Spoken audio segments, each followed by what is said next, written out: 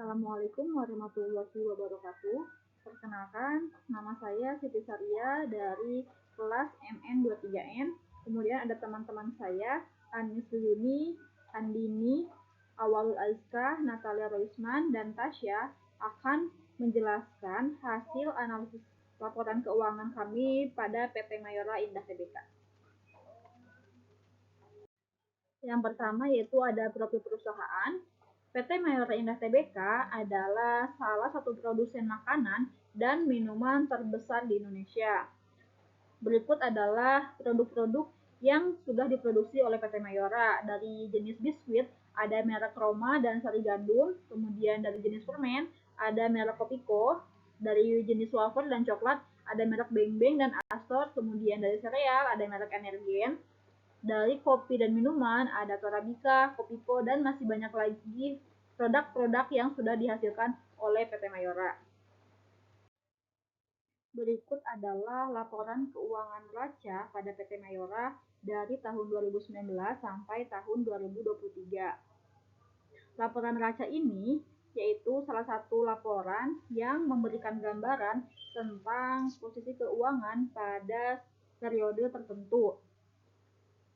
Laporan ini menyajikan informasi tentang aset, kewajiban, serta harta yang akan membantu dan menilai kesehatan keuangan dan kemampuan perusahaan dalam memenuhi kewajibannya serta mendukung operasionalnya.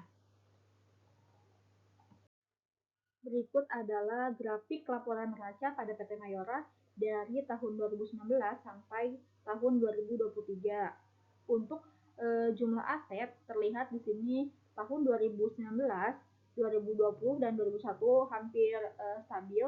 Kemudian ada kenaikan di 2 tahun terakhir yaitu tahun 2022 dan tahun 2023. Ini kemungkinan karena adanya kenaikan pada aset tidak lancar. Kemudian untuk total kewajiban di sini hampir sama dari tahun ke tahun, namun yang paling tinggi itu ada di tahun 2019 dan di tahun 2022.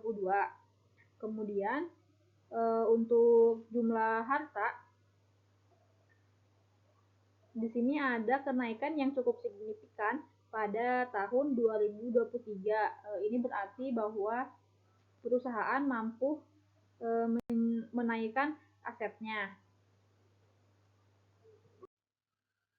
Yang kedua di sini ada laporan keuangan laba rugi selama 5 tahun dari PT Mayora. Nah, laporan laba rugi ini yaitu laporan yang menyajikan informasi pengeluaran, pendapatan, serta laba atau rugi yang dihasilkan perusahaan selama periode tertentu. Berikut adalah grafik laporan laba rugi. Dilihat dari sini untuk penjualan bersih pada tahun 2019 ke tahun 2020 itu ada penurunan. Kemudian pada tahun 2021 sampai tahun 2023 ada kenaikan penjualan yang signifikan pada 3 tahun terakhir. Kemudian pada bentuk penjualan ini juga hampir sama dengan penjualan bersih, ada kenaikan di 3 tahun terakhir.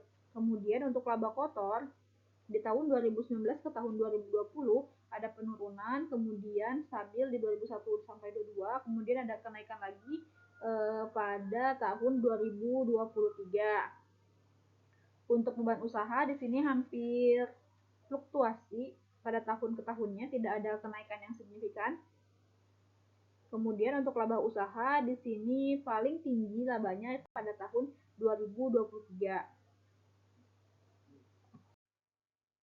Laporan keuangan yang ketiga yaitu ada arus kas. Arus kas ini yaitu laporan yang memberikan informasi keluar dan masuknya kas dalam suatu perusahaan yang disebabkan oleh adanya aktivitas operasi, investasi, dan pendanaan. Baik, selanjutnya di sini ada informasi pasar dan industri. Saya Natalia akan menjelaskan perihal tersebut. Yang pertama di sini ada posisi pasar dan produk utamanya, yang dimana PT Mayora terkenal dengan produk makanan dan minuman siap saji seperti biskuit, kopi instan, permen, sereal, dan minuman. Nah, ada juga beberapa merek terkenal di Mayora yaitu Kopiko, Torabika, Roma, Beng Beng, dan Energen. Nah, Mayora juga eh, menargetkan segmen pasar yang luas melalui dari konsumen anak-anak hingga dewasa dengan produk yang terjangkau dan mudah ditemukan di pasar domestik maupun internasional. Nah, selanjutnya yang kedua ada kinerja industri makanan dan minuman di Indonesia. Nah, industri makanan dan minuman di Indonesia ini tumbuh secara signifikan di PT Mayora ini dengan peningkatan rata-rata sekitar 6-7% per tahunnya. Nah, bahkan selama pandemi, sektor ini merupakan salah satu pendorong utama pertumbuhan ekonomi Indonesia dan sangat dipengaruhi oleh pola konsumsi urbanisasi yang terus meningkat. Nah, yang ketiga ada persaingan di industri makanan dan minuman. Nah, persaingan di industri makanan dan minuman ini, Mayora sangat bersaing dengan perusahaan besar lainnya dalam industri makanan dan minuman, seperti Indofood, Wing Group, dan Nestle. Nah, perusahaan-perusahaan ini juga menawarkan produk-produk serupa di pasar domestik dan internasional, sehingga memicu Mayora untuk terus berinovasi. Selanjutnya yang keempat ada perubahan perilaku konsumen. Nah, perubahan perilaku konsumen di PT Mayora ini lebih sadar, konsumennya ini lebih sadar akan dan memilih produk dengan bahan alami gitu. Jadi lebih sadar konsumennya memilih bahan alami, rendah gula, ataupun tanpa pengawetnya. Jadi lebih pintar lagi ya konsumennya ini. Ini menjadi peluang bagi Mayora. Nah, untuk mengembangkan produk yang lebih sehat ataupun menawarkan versi alternatif yang sesuai dengan preferensi ini. Nah, perubahan perilaku konsumen juga ke arah belanja online, memberikan peluang bagi Mayora untuk memperkuat kehadiran produk mereka di platform e-commerce juga gitu. Nah, yang kelima ada faktor ekonomi dan regulasi, yang dimana peningkatan daya beli kelas menengah di Indonesia mendukung pertumbuhan pasar untuk produk konsumen dan kondisi ekonomi yang stabil dan pertumbuhan ekonomi juga menjadi faktor pelindung untuk permintaan produk-produk Mayora. Nah, yang terakhir ada tren lingkungan dan tanggung jawab sosial, yang dimana pengemasan ramah lingkungan dengan meningkatnya kesadaran akan lingkungan. Nah, perubahan seperti Mayora perlu berinovasi dalam pengemasan ramah lingkungan untuk menarik konsumen yang peduli pada keberlanjutannya atau biar lebih aman lingkungan di sekitar kita. Jadi PT Mayora ini berfokus pada lingkungan dan tanggung jawab sosialnya. Nah, mungkin cukup sekian. Selanjutnya, baik, di sini saya akan melanjutkan presentasinya. Saya dengan Natalia Roisman. Di sini ada analisis SWOT, yang dimana pertama ini ada strength. Strength ini berfokus pada merek dan reputasi yang kuat. Nah, PT Mayora Indah ini memiliki merek-merek terkenal dari toko Kopiko, misalkan, dan Torabika, Roma, dan berbagai yang sangat dikenal baik di pasar domestik maupun internasional. Nah, yang kedua ada jaringan industri yang luas, yang dimana Mayora ini memiliki jaringan yang sangat luas di Indonesia, serta di beberapa negara lain, khususnya di Asia Tenggara dan Timur Tengah. Nah, yang ketiga ada inovasi produk. Nah, Mayora ini secara konsisten melakukan inovasi secara meluncurkan produk-produk baru yang sesuai dengan tren pasar dan selera konsumennya, seperti kopi instan dengan berbagai varian rasa, minuman herbal, dan makanan ringan. Nah, ada juga yang keempat, kualitas produk terjaga. Tentunya kualitas produk yang sangat konsisten dan sesuai dengan standar internasional telah membuat produk-produk Mayora ini diterima di pasar ekspor.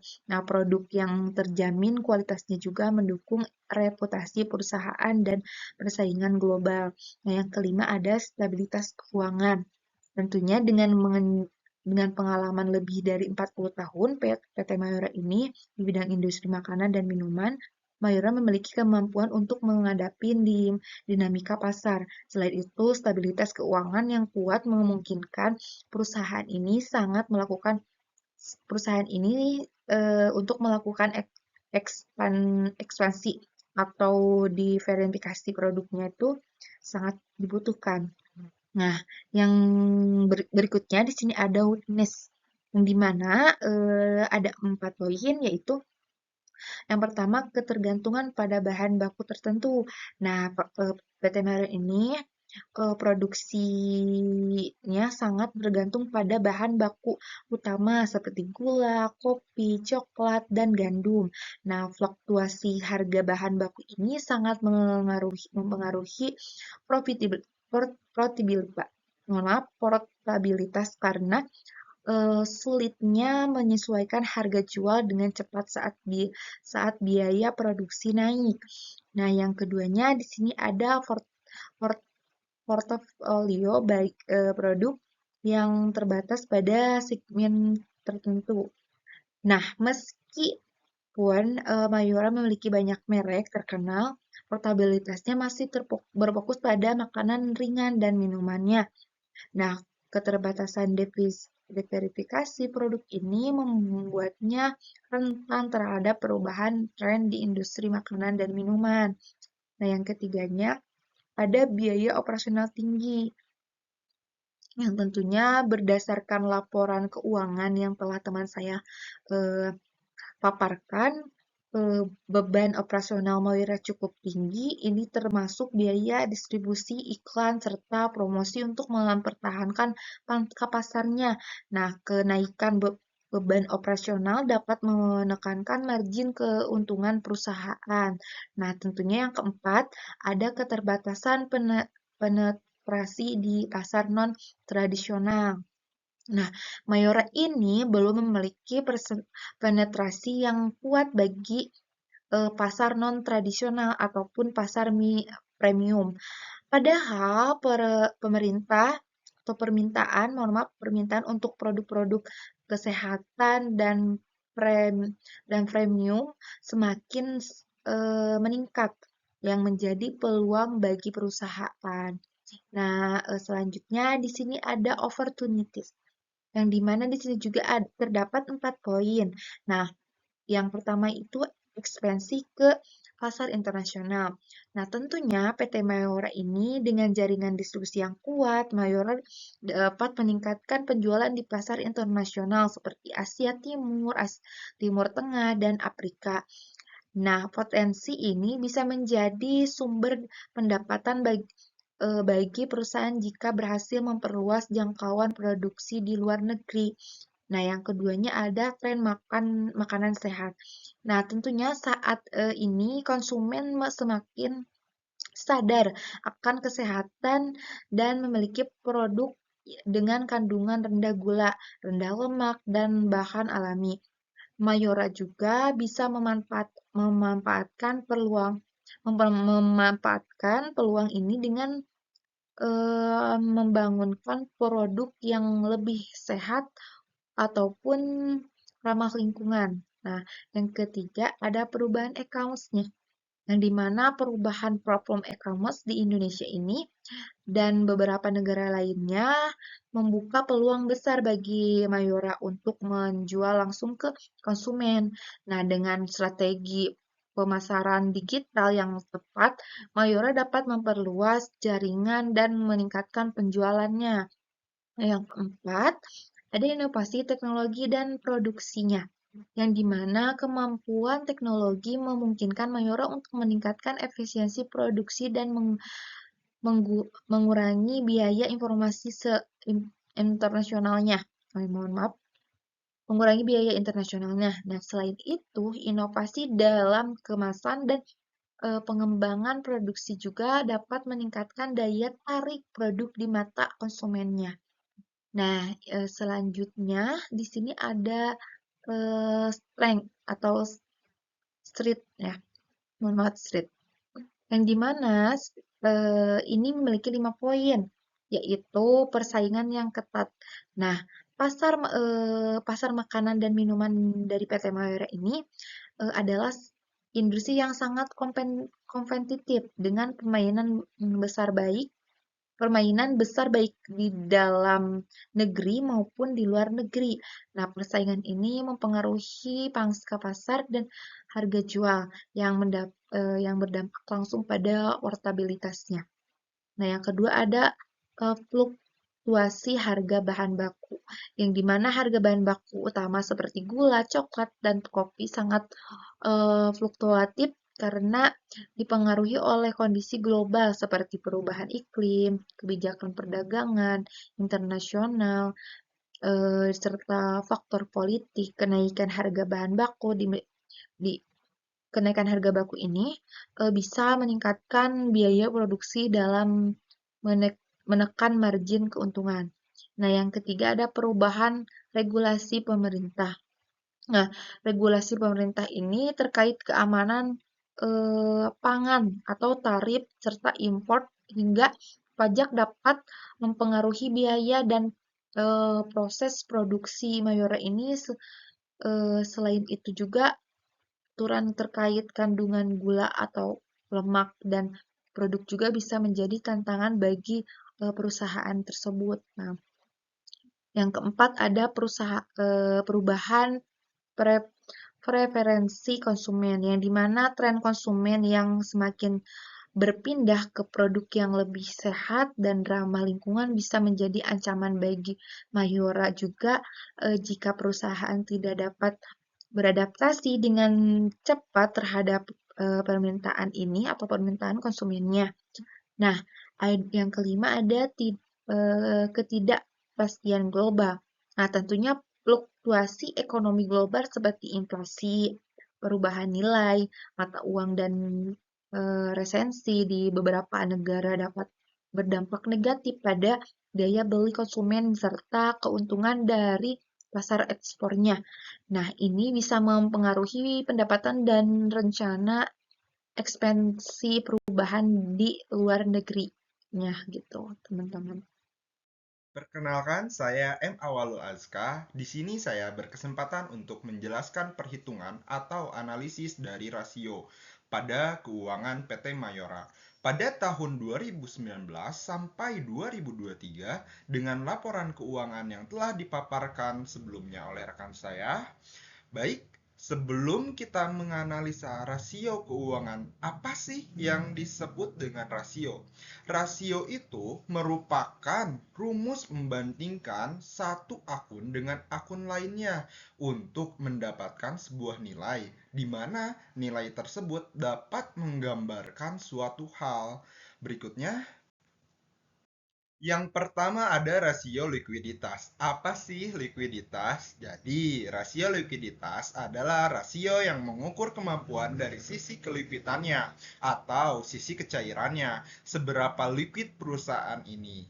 Oke, yang pertama ada rasio lancar. Rasio yang mengukur kemampuan perusahaan dalam melunasi jangka pendek menggunakan aktiva. Lancarnya, baik jadi rumusnya adalah aktiva lancar dibagi hutang lancar. Baik, jadi rasio lancar analisis pada tahun 2019 sampai 2023. Rasio lancar perusahaan mengalami fluktuasi dari tahun ke tahun. Pada tahun 2019, rasio lancar berada pada angka 3,43%. Kita bisa lihat sendiri di layar yang menunjukkan kondisi likuiditas yang cukup baik. Masuk pada tahun 2020, terjadi peningkatan menjadi 3,61. Namun, kemudian menurun pada tahun 2021 menjadi 33%. Penurunan ini bisa menjadi indikasi bahwa perusahaan mengalami peningkatan kewajiban lancar atau penurunan pada aktiva lancar pada tahun tersebut. Baik, saya akan menjelaskan selanjutnya. Selanjutnya ada rasio profitabilitas, yaitu rasio yang mengukur kemampuan perusahaan dalam memperoleh laba. Yang kesatu ada net profit. Net profit margin rumusnya laba dibagi penjualan dikali 100%.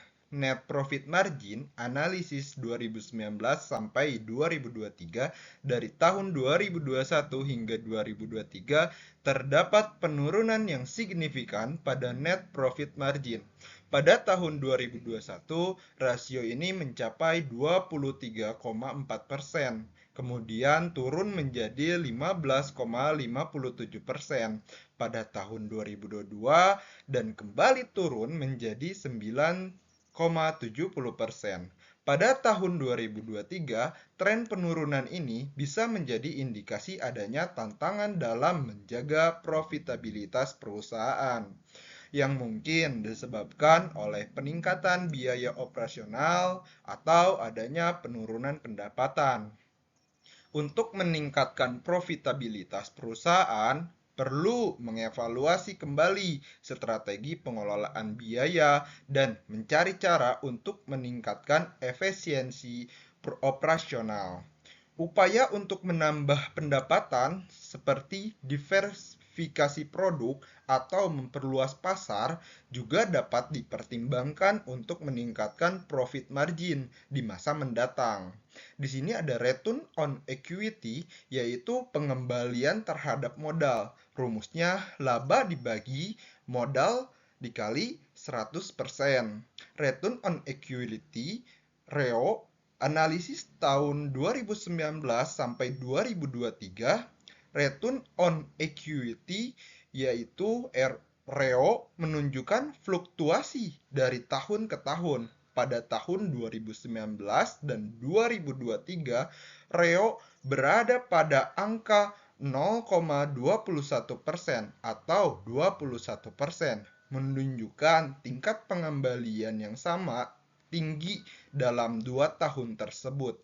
Pada tahun 2020, REO sedikit menurun menjadi 19% dan lebih jauh turun menjadi 11% pada tahun 2021. Namun sejak tahun 2022 kembali menjadi 15%. REO mulai mengalami peningkatan hingga mencapai 21% pada tahun selanjutnya. Ada rasio efisiensi. Rasio efisiensi adalah rasio yang mengukur efisiensi perusahaan dalam menggunakan aktivanya. Yang satu ada aset turnover, yaitu rasio yang mengukur bagaimana perusahaan menghasilkan penjualan dengan menggunakan keseluruhan aktivanya. Rumus penjualan dibagi total aktiva. Aset turnover analisis 2019 sampai 2023, rasio aset turnover perusahaan cukup stabil dari tahun ke tahun, menunjukkan bahwa perusahaan relatif konsisten dalam menggunakan asetnya. Untuk menghasilkan penjualan, nilai rasio berkisar antara 1,24% hingga 1,40% selama periode 2019 hingga 2023. Pada tahun 2021, rasio ini mencapai puncak di 1,40% yang menunjukkan tingkat efisiensi penggunaan aset yang tertinggi selama 5 tahun terakhir. Untuk meningkatkan efisiensi ke depannya, perusahaan dapat mempertimbangkan untuk mengoptimalkan penggunaan aset atau melakukan evaluasi terhadap aset yang kurang produktif. Ini dapat membantu meningkatkan rasio aset turnover dan memastikan aset yang dimiliki memberikan kontribusi optimal terhadap pendapatan perusahaan. Selanjutnya saya akan Rasio salvabilitas adalah rasio yang mengukur sejauh mana kebutuhan keuangan perusahaan dibiayai oleh hutang. Debt to equality ratio. DER. Rumusnya, hutang dibagi modal. Perbedaan hutang ke modal perusahaan menunjukkan tren yang konsisten, turun dari 0,92% pada 2019 menjadi 0,56% pada 2023. Penurunan rasio ini menunjukkan bahwa perusahaan secara bertahap mengurangi ketergantungannya pada utang untuk mendanai aktivitas operasional dan investasinya. Beralih lebih banyak pada sumber dana dari ekualitas, ini menunjukkan bahwa perusahaan memiliki proporsi ekuitas yang lebih besar daripada hutang dalam struktur pendanaannya. Ini menunjukkan bahwa bisnis memperkuat modalnya dengan menggunakan ekuitas yang merupakan sumber dana yang lebih stabil dan jangka panjang dengan rasio utang terhadap ekuitas yang lebih rendah. Beban bunga dan kewajiban pembayaran utang perusahaan berkurang. Yang mengurangi resiko keuangan perusahaan ini adalah hal yang baik bagi perusahaan, terutama dalam situasi ekonomi yang tidak stabil karena membuatnya lebih tahan terhadap perubahan suku bunga dan beban utang yang tinggi. Di sini saya akan menjelaskan tentang semua kesimpulan yang tadi saya paparkan, yaitu kesimpulannya secara keseluruhan PT Mayora berada dalam posisi keuangan yang cukup baik dengan likuiditas dan salvabilitas yang kuat serta efisiensi yang stabil dalam penggunaan aset. Meskipun perusahaan menghadapi tantangan dalam hal profitabilitas, terutama dalam menstabilkan net profit margin, tren REO yang meningkat menjadi sinyal positif bahwa perusahaan sedang mengoptimalkan penggunaan ekuitasnya dengan debt to equity ratio yang menurun. Perusahaan juga mengurangi risiko keuangannya yang baik bagi stabilitas jangka panjang. Untuk mempertahankan kinerja positif, ini perusahaan perlu fokus pada efisiensi operasional dan strategi peningkatan pendapatan agar profitabilitas dapat kembali meningkat di masa depan. Baik, sekian dari saya. Terima kasih. Baik, perkenalkan saya Andini Berkianisa. Di sini saya bakal ngejelasin tentang analisis tren. Apa sih analisis tren itu? Analisis tren adalah metode yang digunakan untuk memantau perkembangan data atau peristiwa dalam suatu periode waktu tertentu untuk mengidentifikasikan pola kecenderungan yang muncul secara konsisten. Ini dapat membantu dalam memprediksi hasil atau arah di masa depan berdasarkan data histori dalam berbagai bidang seperti ekonomi, bisnis, sosial, hingga kesehatan. Analisis tren ini sering diterapkan untuk mendukung pengambilan keputusan yang lebih baik. Yang pertama itu ada total aset. Nah, grafik ini menunjukkan peningkatan total aset dari 19 triliun 37 miliar pada tahun 2019 menjadi 23 triliun 870 miliar pada tahun 2023. Peningkatan ini menunjukkan bahwa perusahaan berhasil menumbuhkan asetnya baik melalui penambahan investasi, ekspansi, atau peningkatan nilai aset yang sudah dimiliki. Baik, yang kedua itu ada total liabilitas. Nah, kalau grafik total liabilitas ini memperlihatkan penurunan dari 9 triliun 138 miliar pada tahun 2019 menjadi 8 triliun 588 miliar pada tahun 2023. Tren penurunan ini mengidentifikasikan bahwa perusahaan mengurangi ketergantungan pada utang atau liabilitas lain selama periode ini, yang merupakan sinyal positif dalam pengelolaan risiko keuangan.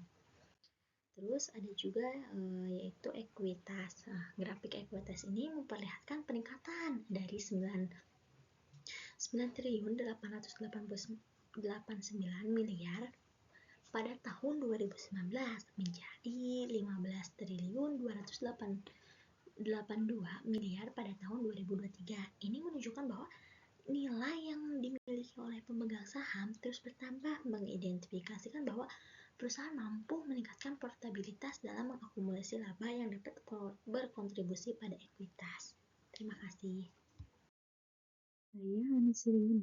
Di sini saya akan melanjutkan pemaparan yang telah teman saya paparkan, yaitu tentang analisis tren. Selanjutnya yaitu penjualan bersih. Pada grafik ini menunjukkan peningkatan dalam penjualan bersih dari 250 miliar 27 triliun pada tahun 2019 menjadi 31 miliar 485 triliun pada tahun 2023. Dan ini mencerminkan pertumbuhan penjualan perusahaan yang mungkin disebabkan oleh peningkatan permintaan pasar, produk baru, atau ekspansi ke wilayah baru. Selanjutnya yaitu laba tahun berjalan. Pada grafik ini menunjukkan peningkatan dari 2 miliar 39 triliun pada tahun 2019 menjadi 3 miliar 244 triliun pada tahun 2023. Walaupun ada fluktuasi pada beberapa tahun, peningkatan ini menunjukkan bahwa perusahaan dapat meningkatkan laba bersihnya secara keseluruhan, yang merupakan indikator dari efisiensi operasional atau strategi penjualan yang efektif. Selanjutnya yaitu current ratio. Pada grafik ini menunjukkan peningkatan dari 3 miliar 43 triliun pada tahun 2019 menjadi 3 miliar 67 triliun pada tahun 2023. Rasio ini mengukur kemampuan perusahaan untuk memenuhi kewajiban jangka pendek dengan aset lancar. Peningkatan current ratio menunjukkan bahwa semakin kuat dalam likuiditasnya, artinya perusahaan mampu menutup hutang jangka pendeknya dengan aset yang mudah dicairkan. Baik, selanjutnya di sini ada net profit margin, yang dimana grafik ini menunjukkan penurunan dari 12,24% pada tahun 2019 menjadi 9,70% pada tahun 2023. Nah, net profit margin ini menurun seiring waktu, yang mengidentifikasikan bahwa meskipun penjualan meningkat, perusahaan mengalami tekanan pada profitabilitas, mungkin karena kenaikan biaya operasional ataupun penurunan harga jual produknya. Nah, selanjutnya di sini ada return on equity, yang dimana grafik ROE ini meningkat dari 0,206 pada tahun 2019, menjadi 0,212 pada tahun 2023. Nah, peningkatan ini menunjukkan bahwa perusahaan semakin efisien dalam menggunakan ekualitas untuk menghasilkan laba, yang bisa menjadi daya tarik bagi investor karena menunjukkan tingkat pengembalian yang baik atas investasi ekuitasnya. Baik, perkenalkan nama saya Tasya Amalia Mahendra. Di sini saya akan membahas mengenai debt to equity ratio. Nah, grafik ini menunjukkan penurunan dari 0,92 pada tahun 2019 menjadi 0,56 pada tahun 2023. Penurunan ini mengindikasikan bahwa perusahaan semakin mengurangi ketergantungannya pada utang dibandingkan ekuitas, yang dapat membuat struktur modal perusahaan lebih sehat dan lebih stabil dalam menghadapi risiko ekonomi. Di sini juga saya akan membahas mengenai rekomendasi. Menganalisis lebih dalam penyebab penurunan net profit margin, melakukan studi mendalam terhadap struktur biaya, efisiensi produksi, dan dinamika harga pasar untuk mengidentifikasi area-area yang perlu perbaikan. Yang kedua, meningkatkan diversifikasi produk dan pasar, memperluas portofolio produk dan penetrasi pasar baru untuk mengurangi ketergantungan pada satu atau beberapa produk atau segmen pasar tertentu. Yang ketiga, memperkuat rantai pemasok, meningkatkan efisiensi dan keandalan pemasok untuk mengurangi biaya produksi dan meningkatkan kualitas produk. Yang keempat, memperkuat branding dan pemasaran, meningkatkan kesadaran merek dan loyalitas konsumen melalui kampanye pemasaran yang efektif. Yang terakhir yaitu memanfaatkan teknologi, mengadopsi teknologi terbaru untuk meningkatkan efisiensi operasional dan memperkaya pengalaman konsumen. Jadi, untuk kesimpulannya yaitu, kinerja keuangan PT Mayora Indah Tbk selama periode yang dianalisis menunjukkan pertumbuhan yang solid dan stabilitas yang kuat. Perusahaan mencatat peningkatan signifikan dalam total aset dan ekuitas yang mengindikasikan ekspansi bisnis yang efektif dan manajemen keuangan yang sehat.